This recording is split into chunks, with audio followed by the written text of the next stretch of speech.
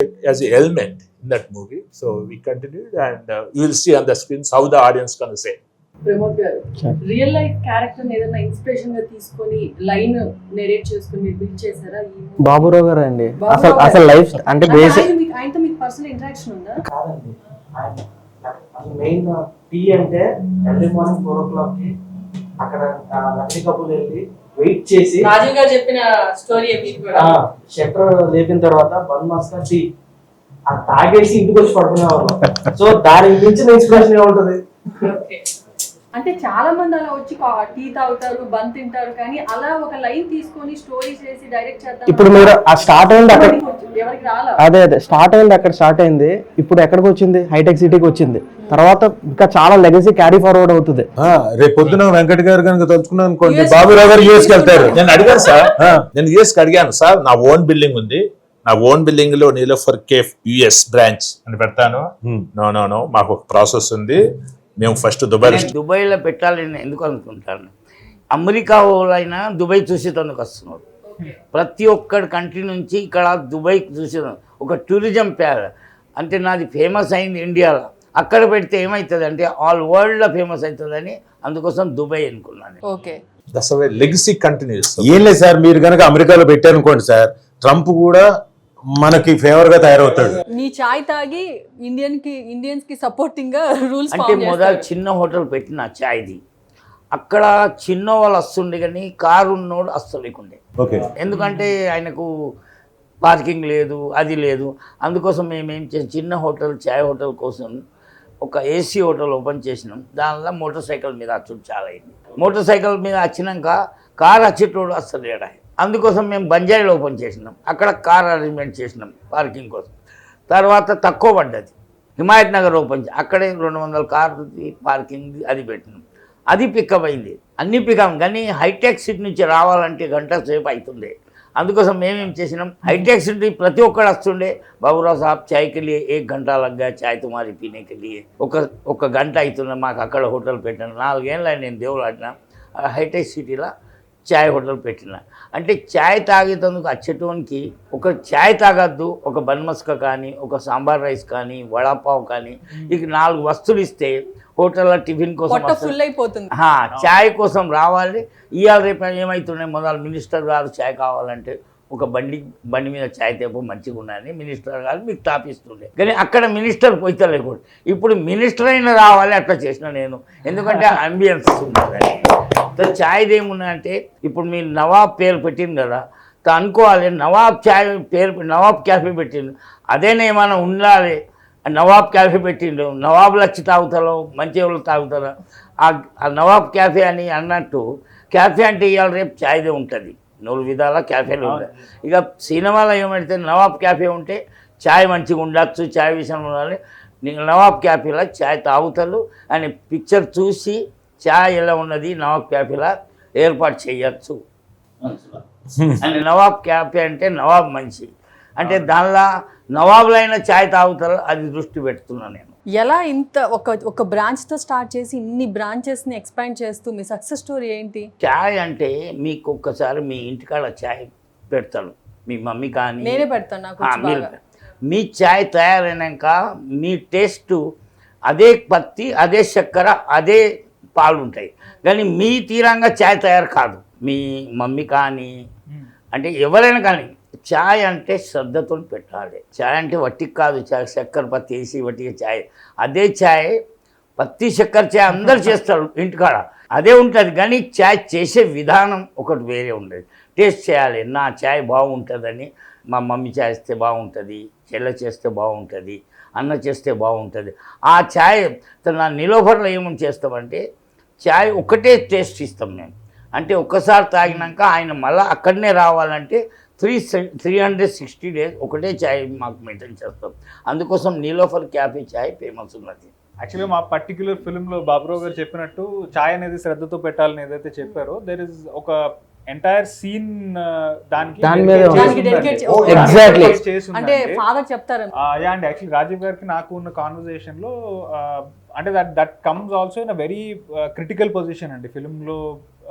ఏ పాయింట్లో అయితే ఆ సీన్ వస్తుందో ఆ కాన్వర్జేషన్ అంటే అది ఆయన ఎంత శ్రద్ధతో చాయ్ పెట్టాలని ఎక్స్ప్లెయిన్ చేస్తూనే how it applies to real life also అనే ఒక సిచ్యువేషన్లో చెప్తారండి. సో బాబురావు గారు ఆయనంతట ఆయన అది చెప్పడం it feels very nice that ఆయన ఏంటి పైగా సినిమా ఆయన- చూడలేదు, ఆయన సినిమా నమ్మలేదు. చూడలేదు, సీన్ కూడా తెలియదు ఆయనకి. తెలియకుండా చెప్పేశారు. చెప్పేశారు. Personal experience.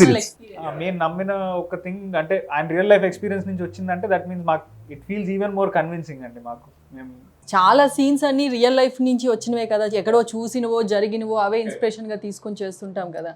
So emotional scenes, మీ ఇద్దరు ఎమోషనల్ సీన్స్ ఉన్నప్పుడు వాజ్ ఇట్ డిఫికల్ట్? మీకు డిఫికల్ట్ కాదు కానీ మీకు ఎలా అనిపించింది? అంటే లేదండి, ఐ థింక్ రాజీవ్ గారు లాంటి యాక్టర్ మన ముందు ఉన్నప్పుడు మనకి అది మ్యాచ్ ఎక్కడైనా చేయలేకపోతాం. Even if you're not close to that మనం దొరికిపోతామండి ఈజీగా. ఆ టెన్షన్ ఆ స్ట్రెస్ టెన్షన్ ఉంటుంది అంటే because we have to at least match 50% of how good an actor is. ఆ ఎఫర్ట్ మనం పెట్టాలి. లక్కీలీ ఈ దీంట్లో రాసిన ఎమోషన్ కూడా ఎక్కడ కూడా ఓవర్ ద టాప్ గా హెవీగా చెప్పాలన్నట్టుగా చెప్పలేదండి. అంటే డెఫినెట్లీ మీరు ఇందాక మెన్షన్ చేసినట్టే it is a very relatable film. ఎక్కడా కూడా హెవీ కాంటెంట్ చెప్పి మిమ్మల్ని ఏదో ఏడిపించాలనేటట్టుగా ఎక్కడ లేదండి. మనకి ఈ సినిమాలో ఉన్న ప్రతి ఒక్క కాన్వర్జేషన్ మనం ఇంట్లో మన ఫ్యామిలీ మెంబర్స్ తో జరుపుకునే ఇలాంటి కాన్వర్జేషన్స్ ఉంటాయి. మనం ఏదైతే కాన్వర్జేషన్స్ రెండు క్యారెక్టర్స్ మాట్లాడట్లేదు, those are the conversations that we avoid even real life. So అలాంటి ఒక న్యాచురల్ స్పేస్ లో బిల్డ్ చేసిన సిచ్యువేషన్స్ అండ్ డైలాగ్స్ ఉన్నాయి ఫిల్మ్లో. బట్ అప్పటికి it was a beautiful experience for all of us అండి. అంటే మాకు చేస్తున్నప్పుడు జనరల్గా మనకి చాలా తక్కువ సార్లు ఒక ఎమోషనల్ సీన్ చేస్తున్నప్పుడు మనకి మానిటర్ చూడకుండా అరే షార్ట్ బాగా వచ్చిందని అనిపిస్తుంది. బికాజ్ మనకి ఎక్కడో అక్కడ we feel it when we're saying the dialogue. So నాకు for a majority of the emotional parts in the film నాకు వెళ్ళి మానిటర్ చెక్ చేయాలని అనిపించలేదు. బికాజ్ నాకు ఆ డైలాగ్ చెప్తున్నప్పుడు I felt the emotion. Very good, well said. ఎందుకంటే ఎవరో జడ్జ్ అవ్వరు, మీకు మీరే ఫస్ట్ జడ్జ్ అయిపోతారు. ఎందుకంటే చేసేటప్పుడే మీకు తెలుస్తుంది బాగా చేశానా లేదా. చిన్నపాటి సంశయంగానే డౌట్ వచ్చింది అనుకోండి, మీకే తెలిసిపోతా సరిగ్గా చేయలేదు, సమ్వేర్ ఐఎమ్ అరౌండ్ 40% దీంట్లో ఉంటాం. అలాగే పక్కన వాళ్ళు చేసేటప్పుడు మనం వాళ్ళ మొహం కూడా చూడనక్కర్లేదు, అటు తిరిగి చెప్తున్నా కానీ అతను రెండర్ చేసే డైలాగ్ కానివ్వండి లేకపోతే లైన్స్ కానివ్వండి ఎమోషనల్గా మాట్లాడేటప్పుడు మనకు వెనకున్న వాడికి కూడా తెలిసిపోతాం బాగా చేశాడు ఇతను, ఓకే అని తెలిసిపోతున్నాం. అలాంటి సీక్వెన్స్ ఒకటి మేము చేసాం. తను తిరిగి నన్ను ఇంకోటి అని చెప్పేసి అటు తిరుగుతూ ఓకే ఇతను బాగా చేశాడు. What you say the emotion and ఆ ఫీలింగ్ని ట్రాన్స్ఫార్మ్ చేస్తున్నాడు. ఈ sending his signals. So you can feel that first టేకే చాలు డన్ బాగా చేశాడు అర్థమైపోతుంది. చాలా మంచి performer, he has done very good job. మిగతా సీక్వెన్స్లు సరదాగా ఏదో కామెడీ లేకపోతే ఎగిరి లగ్గేం తీయడం ఇంకోటో చిన్న అగ్రెషన్ చూపించడం, బట్ సటిల్గా చేసే ఎమోషన్ చాలా కష్టం. అలాంటిది హి హస్ డన్. ఎమోషన్ క్యారీ చేయడమే కష్టం అన్నిటితో కంపేర్ చేసి. ఎనీ ఎమోషన్ కష్టమేనండి, బట్ కొన్ని సటిల్గా ఉంటాయి, కొన్ని అంటే గొంతు దాకే వచ్చి ఆగుతుంటుంది, మనం తన్నుకొస్తూ ఉంటుంది కానీ బయటికి లౌడ్గా చెప్పలేం. యాక్చువల్లీ రాజీవ్ గారు నాకు అన్నట్టు మనకి ఇక్కడ కొద్దిగా దాకా వచ్చి ఆగిపోయే ఎమోషన్స్ ఏవైతే ఉంటాయో ఈ పర్టికులర్ ఫిల్మ్లో మొత్తం ఎమోషన్ కూడా డైలాగ్ బేస్డ్గా లేదండి. యాక్చువల్లీ చాలా చోట్ల క్యారెక్టర్స్ సైలెంట్గానే ఉంటాయండి. అంటే రాజీవ్ గారి క్యారెక్టర్ కానివ్వండి, నా క్యారెక్టర్ కానీ, మదర్ క్యారెక్టర్ కానీ, they don't say some dialogue out of the blue అంటే బేసిక్గా ఆ సైలెన్స్ లోనే చాలా కన్వే అవ్వాలి. సో యాజ్ అన్ యాక్టర్ ఆ సైలెన్స్ లో మనం ఎమోషన్ కన్వే చేయడం అనేది I feel that is the biggest growth to an actor. Character కి పర్టికులర్గా ఏమన్నా కొంచెం కేస్ స్టడీ చేయడం లాగా ఏదన్నా చాయ్ సెంటర్కి వెళ్ళి ఆ ప్రిపరేషన్స్ ఎలా ఉంటాయి ఏంటి, ఎలా డీల్ చేస్తాడు చాయ్ వాళ్ళు, అలా ఏమన్నా చూసారా? నేనా అలాంటిది ఏం చూడలేదు. కాకపోతే ఎప్పుడు చూస్తూ ఉంటాం కదండి, ఇప్పుడు టీ తాగేటప్పుడు వెళ్తుంటాం మీరు కదా, వెళ్తుంటారా బయటకు వెళ్ళి టీ తాగడం అలాంటివి? ఇప్పుడు తగ్గింది కానీ ఇదివరకు అంతా 100% కఫేలకు వెళ్ళడం అవన్నీ ఎలా చేస్తుంటారు ఏంటి అనేది అబ్జర్వేషన్ ఉంటుంది కదా. పాత జ్ఞాపకాలు, పాతవి మెమరీ నుంచి తీసా బయటికి లాక్కొచ్చి.